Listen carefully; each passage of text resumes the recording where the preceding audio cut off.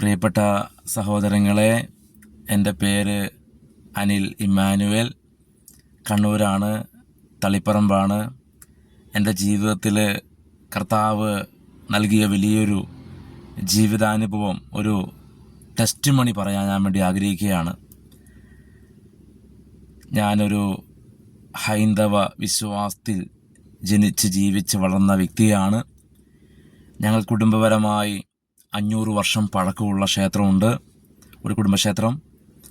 അതുപോലെ എൻ്റെ പശ്ചാത്തലം എന്ന് പറയുന്നത് വളരെ ചെറുപ്പം മുതലേ കഷ്ടപ്പാടിൻ്റെ കാലഘട്ടമായിരുന്നു. സ്കൂൾ പഠനത്തിലാണെങ്കിലും സാമ്പത്തികമായ ബുദ്ധിമുട്ട് കാരണം അധികം തുടരാൻ വേണ്ടി സാധിച്ചിട്ടില്ല.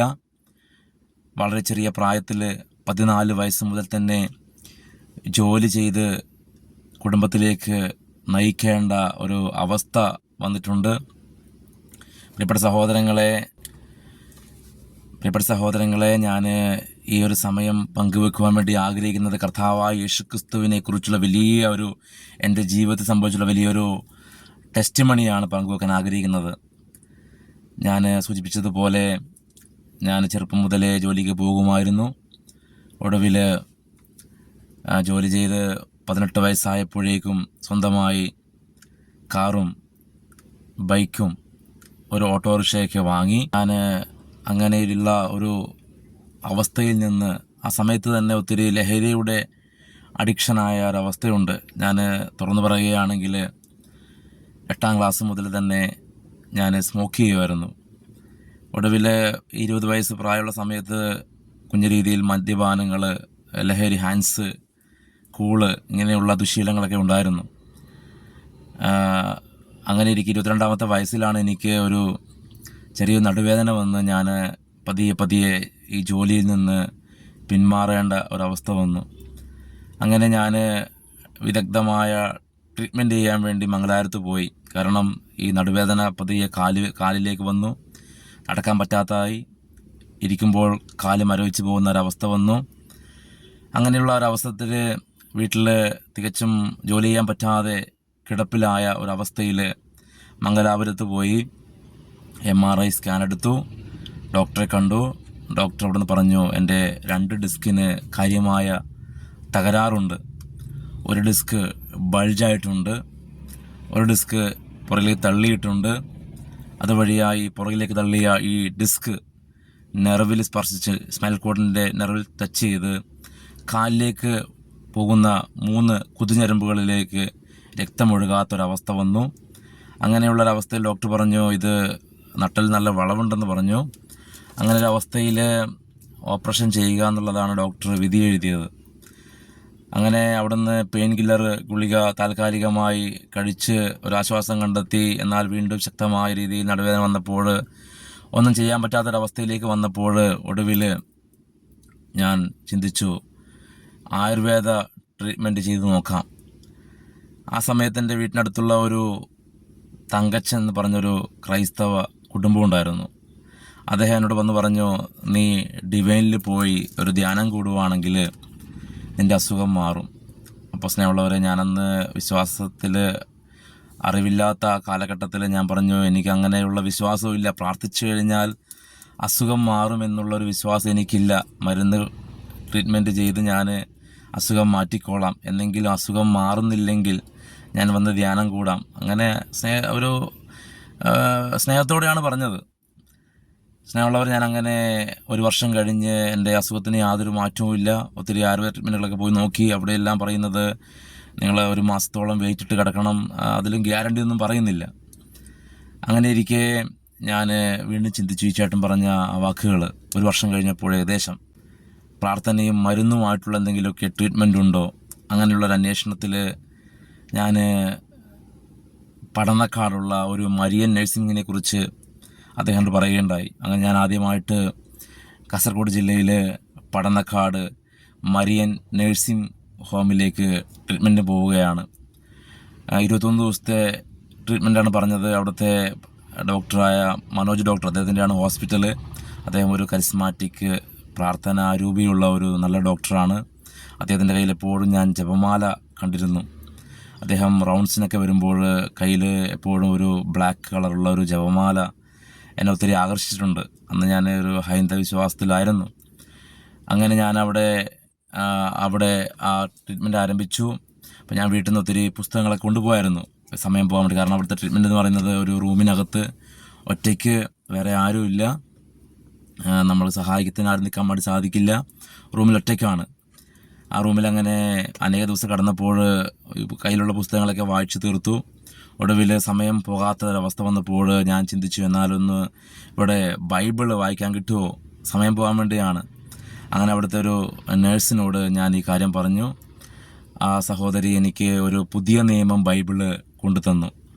അങ്ങനെ ആ ദിവസങ്ങളിൽ ഞാൻ ഒരു 2 ആഴ്ചക്കുള്ളിലായിട്ട് ഒത്തിരിയേറെ സുവിശേഷം വായിക്കുവാനുള്ള ഒരു അവസരം കർത്താവ് ഒരുക്കി തന്നതല്ല, കർത്താവിൻ്റെ പദ്ധതിയാണ്. ജെറമ്യാ 29:11 പറഞ്ഞതുപോലെ, നിങ്ങളെക്കുറിച്ചുള്ള പദ്ധതി എൻ്റെ മനസ്സിലുണ്ട്, നിങ്ങളുടെ നാശത്തിനല്ല ക്ഷേമത്തിനുള്ള പദ്ധതിയാണത്, നിങ്ങൾക്ക് ശുഭമായ ഭാവിയും പ്രത്യാശയും നൽകുന്ന പദ്ധതി. ഈ ഒരു പദ്ധതി എന്ന പോലെ ഞാൻ ഈ കർത്താവിൻ്റെ സുവിശേഷം വായിക്കുവാനിടയായി. അങ്ങനെ അവിടെ നിന്നൊരു സ്റ്റോറി വായിക്കുന്നത് പോലെ മാത്രമേ ഞാൻ വായിച്ചിരുന്നുള്ളൂ. അവിടുത്തെ ട്രീറ്റ്മെൻറ്റ് കഴിഞ്ഞു. പക്ഷേ അസുഖത്തിന് പ്രത്യേകിച്ച് മാറ്റങ്ങളൊന്നും കാണുന്നില്ല. തിരിച്ച് വീട്ടിലേക്ക് വന്നു. വീട്ടിൽ നിന്ന് ഒത്തിരി മരുന്ന് കഴിച്ചു. പക്ഷേ കർത്താവിനെ ശുദ്ധീകരിക്കുകയായിരുന്നു. കാരണം അവിടെ ആ ദൈവിക പദ്ധതി മാതാവിലൂടെയാണ് ഞാൻ അവിടെ എത്തപ്പെടുന്നത്. പക്ഷേ അമ്മയുടെ ഒരു വലിയ മധ്യസ്ഥമാണ്. അവിടെ നിന്നാണ് എനിക്ക് വിശുദ്ധ ബൈബിളിലൂടെ ഈശോയെ കിട്ടിയത്. അത് ഞാൻ ആ സമയത്ത് അറിഞ്ഞില്ല. പക്ഷേ തിരിച്ച് വീട്ടിലേക്ക് വന്നു. സ്നേഹമുള്ളവരെ, ഒത്തിരി പ്രാർത്ഥിക്കാൻ തുടങ്ങി, ബൈബിൾ വായിക്കാൻ തുടങ്ങി. പക്ഷേ എൻ്റെ അസുഖത്തിന് മാത്രം യാതൊരു മാറ്റവുമില്ല, കുറവില്ല. അപ്പോൾ ഞാനൊരു 22 വയസ്സ് പ്രായമുള്ള സമയത്ത് ഒരു വീട്ടിനകത്ത്, ഒരു റൂമിനകത്ത് ഇങ്ങനെ ഒറ്റയ്ക്ക് ഇരുന്ന്, ദൈവമേ ഇനി ജീവിതം ഇനി എന്ത് സംഭവിക്കും, ഇനി മുന്നോട്ട് എങ്ങനെ പോകും, എൻ്റെ ഭാവി എന്താണെന്നുള്ള വേദനയിലൊക്കെ ഒത്തിരി വിഷമിക്കാൻ തുടങ്ങി. സഹോദരങ്ങളെ, ഞാനങ്ങനെ വൈകുന്നേരമാകുമ്പോൾ എപ്പോഴും വലിയ ഭാരത്തോടെ, വേദനയോടെ പ്രാർത്ഥിക്കാൻ തുടങ്ങി. തുറന്നു പറയുകയാണെങ്കിൽ ഞാൻ 3 വിശ്വാസത്തിൽ പ്രാർത്ഥിക്കാൻ തുടങ്ങി. ഹൈന്ദവ വിശ്വാസത്തിൽ, ഇസ്ലാം മതത്തിൽ പോലുള്ള നിസ്കരിക്കാനൊന്നും അറിയൊന്നുമില്ലെങ്കിലും അള്ളാഹുവിനോട് നിസ്കരിച്ചൊക്കെ കുമ്പിട്ടൊക്കെ പ്രാർത്ഥിക്കാൻ തുടങ്ങി. വിശുദ്ധ ബൈബിളും കയ്യിൽ വെച്ച് പ്രാർത്ഥിക്കാൻ തുടങ്ങി. ഞാൻ ദൈവത്തോട്, ഏത് ദൈവമാണെന്ന് എനിക്കറിയില്ലായിരുന്നു ആ കാലഘട്ടത്തിൽ, ദൈവത്തോട് ഞാൻ ഇങ്ങനെ പറഞ്ഞ് പ്രാർത്ഥിച്ചു, ദൈവമേ, ഏത് ദൈവമാണ് എന്നെ രക്ഷിക്കുന്നത്, ആ ദൈവത്തെ ഞാൻ രക്ഷകനും നാഥനുമായി സ്വീകരിക്കും. ഇതെൻ്റെ വ്യക്തിപരമായ പ്രാർത്ഥനയാണ്. എന്നെ യഥാർത്ഥമായ സത്യ ദൈവത്തിലേക്ക് നയിക്കണമേ. സ്നേഹമുള്ളവരിങ്ങനെ ഈ ദിവസങ്ങളിലെല്ലാം അങ്ങനെ ഒത്തിരി പ്രാർത്ഥന കടന്നുപോയി. വിശുദ്ധ ബൈബിൾ വായിക്കുമ്പോൾ ഒത്തിരിയേറെ ദൈവാനുഭവം കിട്ടാൻ തുടങ്ങി. ഞാൻ പലപ്പോഴും ബെഡിൽ കിടന്ന് കണ്ണീരൊഴുക്കുമ്പോൾ ആ വേദന സമയത്ത്, സ്നേഹമുള്ളവരെ, എൻ്റെ ഹൃദയത്തിനകത്ത് എന്നോട് ആരോ പറയുകയാണ്, ഭയപ്പെടേണ്ട, ഞാൻ നിന്നോട് കൂടെയുണ്ട്. ഇതിങ്ങനെ പല ആവർത്തി ലഭിക്കാൻ തുടങ്ങി. ഈശോയോട് പ്രാർത്ഥിക്കുമ്പോൾ ആ സമയത്ത് എൻ്റെ വീട്ടിലൊരു വചനോത്സവ പുസ്തകം ഉണ്ടായിരുന്നു.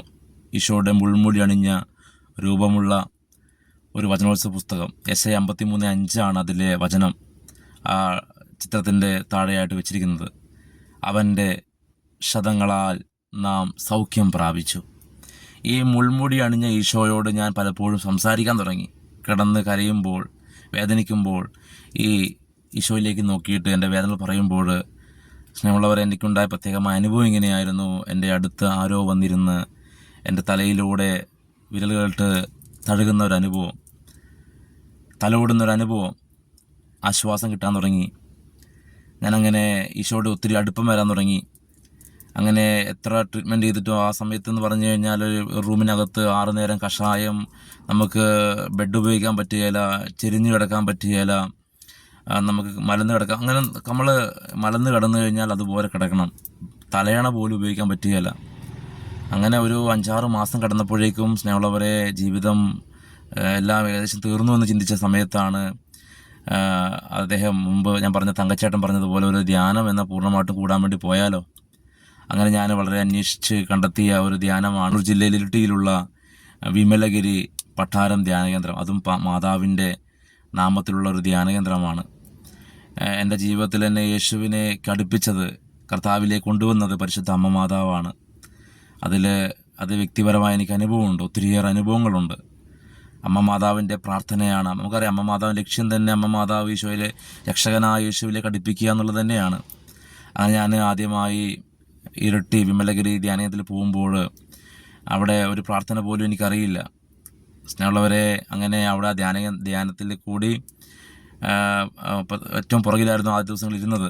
എന്നാൽ ധ്യാനം കഴിയുന്ന തൊട്ട് മുമ്പുള്ള 2-3 ദിവസങ്ങൾ മുമ്പായിട്ട് യുവതീയുവാക്കളെയെല്ലാം ഫ്രണ്ടിലേക്ക് അറ്റിയിരുത്തിയപ്പോൾ അവിടെ ഞാൻ 3-ാമത്തെ ചെയറിലിരുന്നു. ആ സമയത്ത് നമ്മുടെ ജോസ് തച്ചുകുന്നലച്ഛനാണ് ആ ധ്യാനത്തിൻ്റെ ഡയറക്ടർ. ബോസച്ഛനൊക്കെ എനിക്ക് ഇപ്പോഴും മറക്കാൻ പറ്റാത്തൊരു അച്ഛനാണ് ബോസച്ഛൻ. ബോസ്കോ അച്ഛനൊക്കെ ഒത്തിരിയേറെ പരിശുദ്ധാത്മാവ് നിറഞ്ഞ് ശുശ്രൂഷ ചെയ്തപ്പോഴൊക്കെ എനിക്ക് ഒത്തിരി അനുഭവം ഉണ്ടായിട്ടുണ്ട്. എനിക്ക് അവിടുന്ന് ലഭിച്ച ഒരു വലിയ അനുഭവമാണ് ഞാൻ ഈ തിരുവോസ്തി, വിശുദ്ധ കുർബാന, ദിവ്യകാരുണ്യ ആരാധന ഞാൻ ആദ്യമായിട്ടാണ് കാണുന്നത്. പരിശുദ്ധ കുർബാനയായ ഈശോയെ ഞാൻ നോക്കുമ്പോൾ ഞാൻ ആ തിരുവോസ്തിയിൽ കാണുകയാണ് ഈശോയുടെ മുൾമുടി അണിഞ്ഞ രൂപം. ഞാൻ വചനോത്സവ പുസ്തകത്തിൽ കണ്ടതുപോലെയുള്ള ഒരു ഈശോയുടെ രൂപം വളരെ വ്യക്തമായിട്ടല്ല, ഒരു അവ്യക്തമായിട്ടാണ്. പിന്നെ ഞാൻ നോക്കുമ്പോൾ കാണുന്നത് പരിശുദ്ധ അമ്മ മാതാവിൻ്റെ വിമല ഹൃദയമുള്ള ഒരു രൂപം. അപ്പം ഞാൻ കരുതി, ദൈവം ഇതെന്താ എൻ്റെ തോന്നലാണോ, അല്ല ഈ തിരുവോസ്തിയിൽ ഇങ്ങനെ ഈശോയുടെയൊക്കെ മാതാവിൻ്റെയൊക്കെ ചിത്രം ഉണ്ടാകുമോ, അതുമല്ലെങ്കിൽ ഈ പുറകിൽ വെക്കുന്ന ലൈറ്റിൻ്റെ എന്തെങ്കിലും എഫക്റ്റ് ആയിരിക്കുമോ? നമ്മുടെ മനസ്സിലേക്ക് ഇങ്ങനെയാണ് പോകുന്നത്. കാരണം നമ്മൾ ആദ്യമായിട്ടാണ് ധ്യാനം കൂടാൻ വേണ്ടി പോകുന്നത്, തിരുവോസ്തി കാണുന്നത്, ഈശോയെ കാണുന്നത് ആദ്യമായിട്ടാണ്. അങ്ങനെ ഞാൻ പിറ്റേ ദിവസമായ സമയത്ത് ഞാൻ ദിവ്യകാരുണ്യ ഈശോയിൽ കാണുകയാണ് വിശുദ്ധ ബൈബിളിൻ്റെ ഒരു പകുതി ഭാഗം തുറന്നു വെച്ചാൽ എങ്ങനെയുണ്ടാകും. അത് മറ്റൊരു ലിപിയിൽ, എനിക്ക് തോന്നുന്നത് ഒരു എന്താ പറയുക, ഒരു അരമായ അല്ലെങ്കിൽ സുറിയാനി പോലുള്ള ഒരു ലിപി. എൻ്റെ കൺഫ്യൂഷനായി. ഞാൻ എഴുന്നേറ്റ് നിന്ന് കണ്ണൊക്കെ ഒന്ന് തിരുമ്മി ഒന്ന് നോക്കിയപ്പോൾ ഇങ്ങനെ അനുഭവങ്ങൾ കാണുകയാണ്. അപ്പോൾ ആ ധ്യാനം കഴിഞ്ഞിട്ട് എൻ്റെ അസുഖത്തിന് യാതൊരു മാറ്റവും ഇല്ല. പക്ഷേ എനിക്ക് ഒത്തിരിയേറെ ദൈവാനുഭവങ്ങൾ, മുല്ലപ്പൂവിൻ്റെ സുഗന്ധങ്ങൾ, കുന്തിരിക്കത്തിൻ്റെ സുഗന്ധങ്ങൾ, അങ്ങനെ ഒത്തിരിയേറെ അനുഭവം ഉണ്ടായിട്ടുണ്ട് അവിടുന്ന് ആ ധ്യാനത്തിൽ നിന്ന്. എൻ്റെ ജീവിതത്തിലെ ആദ്യത്തെ ധ്യാനമാണ്. മാത്രമല്ല ഒത്തിരിയേറെ ദൈവാനുഭവം ലഭിക്കുകയാണ്. പക്ഷേ അസുഖത്തിന് യാതൊരു മാറ്റവും ഇല്ല. പക്ഷേ നമ്മുടെ ബോസ്കോ അച്ഛനിലൂടെ കർത്താവ് ഒരു വചനം തന്നു. എൻ്റെ അനുഗ്രഹം ലഭിക്കാതെ നിങ്ങൾ ജെറുസലേം വിട്ടു പോകരുത് എന്നുള്ള ഒരു വാക്ക്, ഒരു വചനം എൻ്റെ ഹൃദയത്തെ തറപ്പിച്ചു. എല്ലാവരും ധ്യാനം കഴിഞ്ഞ് തിരിച്ച് വീട്ടിലേക്ക് പോകുവാനുള്ള വെപ്രാളവും തിരക്കിലും ഇടയിൽ എനിക്ക് മാത്രം വീട്ടിലേക്ക് പോകാൻ പറ്റുന്നില്ല. കാരണം ഒന്നാമത്തെ കാരണം, വീട്ടിലേക്ക് തിരിച്ചു പോയാൽ വീണ്ടും ഈ 6 നേരം കഷായം, ഈ നടുവിന് ബെൽറ്റിട്ട് കിടക്കണം ശവം പോലെ. ഞാൻ അങ്ങനെ ആ ധ്യാനകേന്ദ്രത്തിൽ അന്ന് ധ്യാനം നയിച്ച ബോസ്കോ അച്ഛനോട് ചോദിച്ചു, അച്ഛാ ഈ തിരുവോസ്തിയിൽ എന്താണ്, അതിൽ ഈശോയുടെയും മാതാവിൻ്റെ ചിത്രമുണ്ടോ?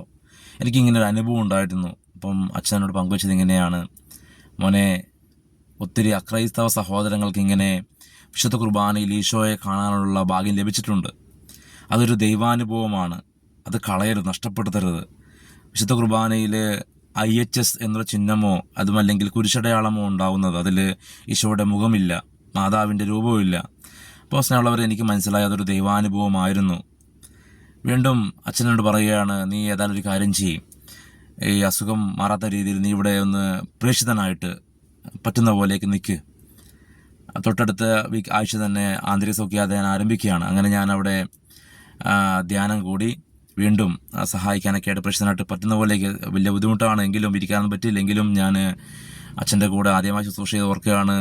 അച്ഛൻ ഇങ്ങനെ ഹനാം വെള്ളം എടുത്ത് കറാപ്പയിൽ ബഞ്ചരിക്കാൻ വേണ്ടി പോകുമ്പോൾ ഞാൻ പതുക്കെ ഞെട്ടിയും മുട്ടയൊക്കെ ആയിട്ട് പുറകെ പോയി അച്ഛൻ ഈ കുപ്പിയിൽ വെള്ളം എടുത്തിട്ട് പുറകെ പോകും. അച്ഛൻ ആ സമയത്ത് ഓർക്കുകയാണ്, ആ ധ്യാനകേന്ദ്രവും പറമ്പും എല്ലാം ഇങ്ങനെ അച്ഛൻ ഒത്തിരി ഓടി നടന്ന് ബെഞ്ചരിക്കുമായിരുന്നു. അപ്പം അച്ഛൻ്റെ പുറകെ ഞാനും പറ്റുന്ന പോലെയൊക്കെ പോയി പതുക്കെ പോയി വെള്ളം തീരുമ്പോൾ ഒഴിച്ചു കൊടുക്കുക എന്നുള്ള ഒരു ശുശ്രൂഷയായിരുന്നു എനിക്കന്നുണ്ടായിരുന്നത്. അപ്പോൾ സ്നേഹമുള്ളവരെ, അങ്ങനെ ആ പിറ്റേത്തെ ആഴ്ചയിലെ ധ്യാനത്തിൽ, ആന്തരിക സൗഖ്യ ധ്യാനത്തിൻ്റെ ഇടയിൽ ഞാനൊരു ഹിന്ദു ആയിരുന്നത് കൊണ്ട് എനിക്ക് കുമ്പസാരം എന്ന കുതാശയില്ല. പക്ഷേ എൻ്റെ ഉള്ളിലകത്ത് ആരോ പറയുകയാണ്, നിൻ്റെ അകത്ത് ഒത്തിരിയേറെ പാപമുണ്ട്, ഈ പാപമുള്ളത് കൊണ്ടാണ് നിനക്ക് സൗഖ്യം ലഭിക്കാത്തത്. സ്നേഹമുള്ളവർ, എന്നോട് ആരോ പറയുകയാണ്, ഉള്ളിൽ ഹൃദയത്തിൽ പറയുകയാണ്, നീ അൾത്താരയിൽ പോയി മുട്ടുകുത്തി കരം വിരിച്ച് പിടിച്ച് ഇനി പാപം ചെയ്യില്ല എന്നുള്ള തീരുമാനമെടുക്കണം. ഞാനങ്ങനെ അൾത്താരയിൽ പോയി മുട്ടുകുത്തി ഞാൻ പറഞ്ഞല്ലോ, ഒത്തിരിയേറെ പറഞ്ഞു ദുശീലങ്ങളുണ്ടായിരുന്നു എനിക്ക്. ഹൻസ്, പാൻപരാഗ്, ഞാൻ തുറന്നു പറഞ്ഞുകൊണ്ടില്ല. കർത്താവിന് മഹത്വം, നമ്മളൊക്കെ ചെളിയാണെന്ന് കർത്താവിനറിയാം. ഇങ്ങനെ ഒരു അവസ്ഥയിൽ നിന്നാണ് ഇന്ന് കർത്താവിന് വേണ്ടി ഇന്ത്യ മുഴുവൻ പോകാൻ, അല്ലെങ്കിൽ കേരളം മുഴുവൻ പോകാനുള്ള ഒരു അവസരം കർത്താവ് ഒരുക്കി തന്നത്. ഇങ്ങനെയുള്ളൊരു നമ്മുടെയൊക്കെ വാ തുറന്നു കഴിഞ്ഞാൽ തെറിവിളി തന്നെയായിരുന്നു. തുറന്നു പറയുകയാണ്, അതൊന്നും മറച്ചു വെച്ചിട്ട് കാര്യമില്ല. സ്നേഹമുള്ളവരെ, ഞാൻ ആൾത്താരയിൽ പോയി മുട്ടുകുത്തി ഈശോയോട് പ്രാർത്ഥിച്ചു. കർത്താവ്, എനിക്ക് ഒത്തിരി പേരുടെ വെറുപ്പുണ്ടായിരുന്നു. എൻ്റെ കൂടെ വർക്ക് ചെയ്തിരുന്ന സഹോദരന്മാരുടെ എപ്പോഴും വഴക്കായിരുന്നു, തെറിവിളിയായിരുന്നു, അടിയായിരുന്നു. അങ്ങനെയുള്ള ഒത്തിരിയേറെ വിഷമത്തിലെല്ലാം ഞാൻ ഇവരെയെല്ലാം മനസ്സിൽ കൊണ്ടുവന്ന് ഞാൻ ഈശോയോട് ക്ഷമ ചോദിച്ചു, അവരോട് ക്ഷമ ചോദിച്ചു, പ്രാർത്ഥിച്ചു. മനസ്സിനകത്ത് ഇനി പാപം ചെയ്യില്ല, ആവർത്തിക്കില്ല എന്ന് തീരുമാനമെടുത്തു. സഹോദരങ്ങളെ, അത്രയും വർഷമായിട്ട് മാറാത്തൊരസുഖം, ഞാൻ അവിടെ തീരുമാനമെടുത്ത് തിരിച്ച് നടന്നു പോകുമ്പോൾ കിച്ചണിലേക്ക് ഒരു 5 മിനിറ്റത്തെ പ്രാർത്ഥനയേ ഉണ്ടായിട്ടുള്ളൂ. പക്ഷേ ആ 5 മിനിറ്റ് കൊണ്ട് കർത്താവ് എന്നിലേക്ക് വലിയ സൗഖ്യം അയക്കുകയാണ്. തീരുമാനമെടുത്ത് ഞാൻ തിരിച്ച് നടക്കുമ്പോൾ എൻ്റെ കാലിൻ്റെ ബ്ലോക്കായ ആ 3 നെർവിലൂടെ ഒരു വൈബ്രേഷൻ ഫീൽ ചെയ്യുകയാണ്. കാലിൻ്റെ അടിഭാഗം മുതൽ എൻ്റെ അരഭാഗം വരെയുള്ള ആ 3 നെർവ് ഭാഗത്ത് ബ്ലോക്കായിരുന്നല്ലോ, ആ ബ്ലോക്ക് സമയത്ത് അവിടെ ഒരു വൈബ്രേഷൻ, രക്തം ഒഴുകിയിറങ്ങുന്നൊരവസ്ഥ എൻ്റെ ആ 3 നെർവ് ഞാൻ പ്രത്യേകം എനിക്ക് ഫീൽ ചെയ്യുന്നു. അപ്പോൾ എനിക്ക് മനസ്സിലായതൊരു ദൈവത്തിൻ്റെ പ്രവൃത്തിയാണ്, കർത്താവ് ഇടപെടുന്നുണ്ട്. എനിക്ക് ആ കാലിലേക്കുള്ള വേദനകൾ, കാലിനെൻ്റെ ബലം കുറഞ്ഞു പോയ അവസ്ഥയുണ്ടായിരുന്നു. കുറച്ച് സമയം ഒരു 100 മീറ്റർ നടന്നു കഴിഞ്ഞപ്പോൾ നടക്കാൻ പറ്റാത്ത അവസ്ഥയുണ്ടായിരുന്നു. അതൊക്കെ കർത്താവ് എന്നെ ബലപ്പെടുത്താൻ തുടങ്ങി. എനിക്ക് മനസ്സിലായ ചില സൗഖ്യത്തിൻ്റെ ചില സൂചനകൾ.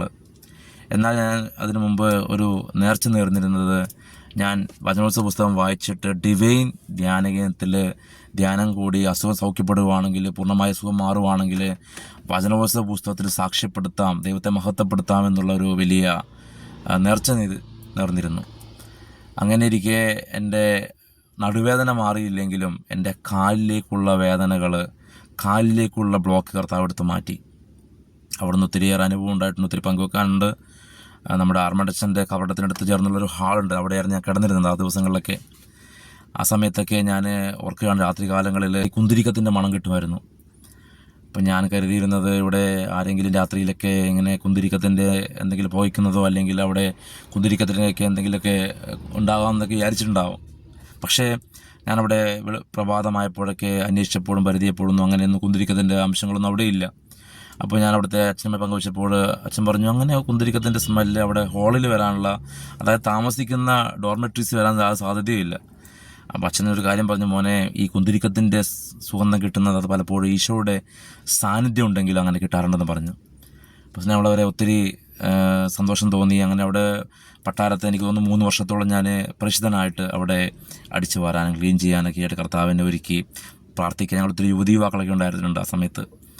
അത് കഴിഞ്ഞ് ഞാൻ തിരിച്ച് വീട്ടിലേക്ക് വന്നു. എനിക്ക് തിരിച്ച് വന്ന് അമ്പലങ്ങളിലേക്ക് പോകാൻ സാധിക്കുന്നില്ല. എപ്പോഴും സമയം കിട്ടുമ്പോഴെല്ലാം ഞാൻ ഈശോയുടെ അടുത്ത് വന്നിരിക്കാൻ തുടങ്ങി.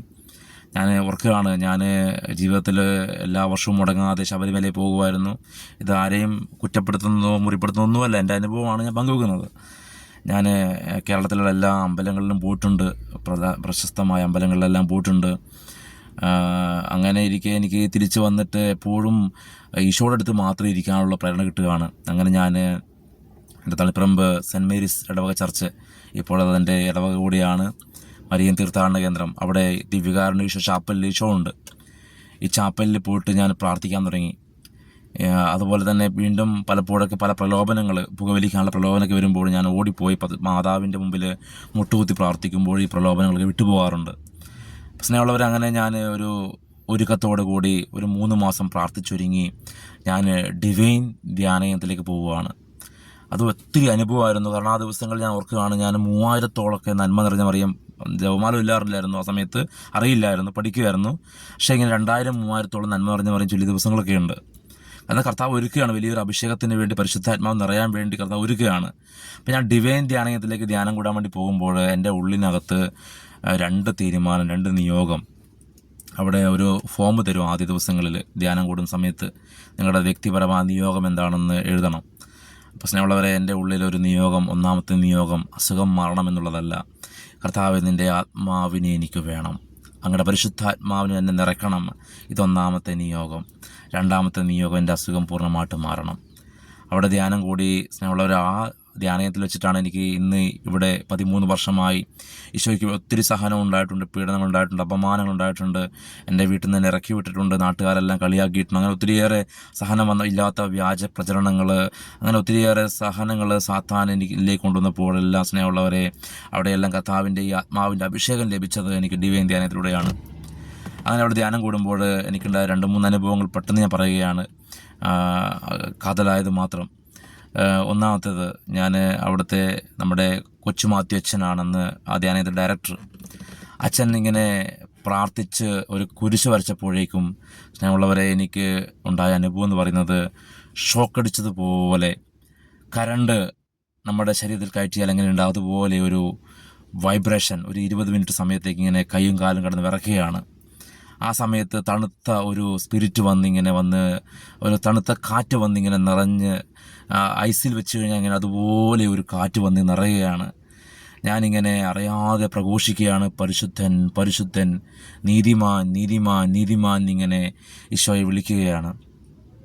സ്നേഹമുള്ളവരെ, ആ ഒരു ഷോക്കടിക്കുന്ന അനുഭവത്തോടു കൂടി എൻ്റെ നടുവേദന കർത്താവ് എടുത്ത് മാറ്റി. ആ ശുശ്രൂഷയുടെ അവസാനത്ത് നമ്മുടെ കൊച്ചുമത്തച്ഛൻ പറഞ്ഞു, നടുവേദന എടുത്തിട്ട് ഇന്ന സ്ഥലത്ത് ഇന്ന പോലെ വേദനയുള്ള വ്യക്തിയെ, മണങ്ങാൻ കഴിയാത്ത ഒരു വ്യക്തിയെ കർത്താവ് സുഖപ്പെടുത്തുന്നു. അപ്പോൾ 10,000-2,000 പേരുണ്ട്, എന്നിട്ട് ആരും പോകുന്നില്ല. അപ്പോൾ എനിക്ക് തോന്നി, കർത്താവേ ഇത്രയും ആൾക്കാരുണ്ട്, ഇതിനകത്ത് ആരെങ്കിലും ആയിരിക്കൂടെ, ഇത്രയും പേരുണ്ടാവും, ഒരുപാട് പേരുണ്ടാ സാധ്യതയില്ല. പക്ഷേ കൃത്യമായി L4 L6 എന്നൊക്കെ നമ്പർ പറയുകയാണ് അച്ഛൻ. അപ്പോൾ വീണ്ടും അങ്ങനെ 2-3 തവണ ആവർത്തിച്ചപ്പോൾ എനിക്ക് മനസ്സിലായി ആരും പോകുന്നില്ല. അപ്പോൾ എനിക്ക് മനസ്സിലായി, ഞാനൊന്ന് അച്ഛൻ പറഞ്ഞു, നിങ്ങളൊന്ന് മണങ്ങി നോക്കിയേ, കുനിഞ്ഞ് നീർന്ന് നോക്കിയേ, നടുവേദനയുണ്ടോ? അപ്പോൾ സ്നേഹമുള്ള ഞാനും ഒന്ന് കുനിഞ്ഞ് നീർന്ന് നോക്കിയപ്പോഴേക്കും എനിക്ക് നടുവേദനയില്ല. അപ്പോൾ എനിക്ക് മനസ്സിലായത് കർത്താവ് എന്നെ തന്നെയാണ്. ഞാനങ്ങനെ അവിടുത്തെ സ്റ്റേജിൽ കയറി കർത്താവിനെ മഹത്വപ്പെടുത്തി സാക്ഷ്യം പറഞ്ഞു. അതുപോലെ പിറ്റേ ദിവസം സമയത്ത് എനിക്കുണ്ടായ അനുഭവം ഇങ്ങനെയാണ്. സ്നേഹമുള്ള ഇതൊക്കെയാണ് എൻ്റെ വിശ്വാസത്തിൽ നിന്നും തളരാതെ മുന്നോട്ട് പോകുവാനുള്ള കൃപ കിട്ടുന്നത്. ഒത്തിരി ദൈവസ്പർശനവും ദൈവാനുഭവം ഉണ്ടായിട്ടുണ്ടെങ്കിലും വളരെ പ്രധാനപ്പെട്ടത് മാത്രം ഞാൻ പറയുകയാണ്.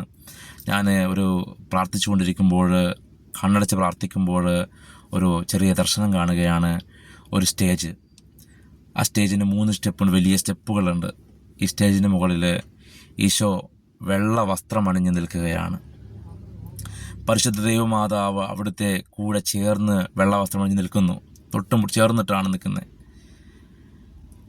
താഴത്തെ സ്റ്റെപ്പിന് താഴെയായി 2 വശങ്ങളിലായിട്ട് കന്യാസ്ത്രീ അമ്മമാർ, വെള്ള വസ്ത്രമണിഞ്ഞ കന്യാസ്ത്രീ അമ്മമാർ, അവിടെ സ്കിന്നൊക്കെ ചുളുങ്ങിയിട്ടുണ്ട്. അപ്പം 100 വയസ്സിന് മുകളിൽ പ്രായമുള്ള പോലെ ഫീൽ ചെയ്യുന്നു.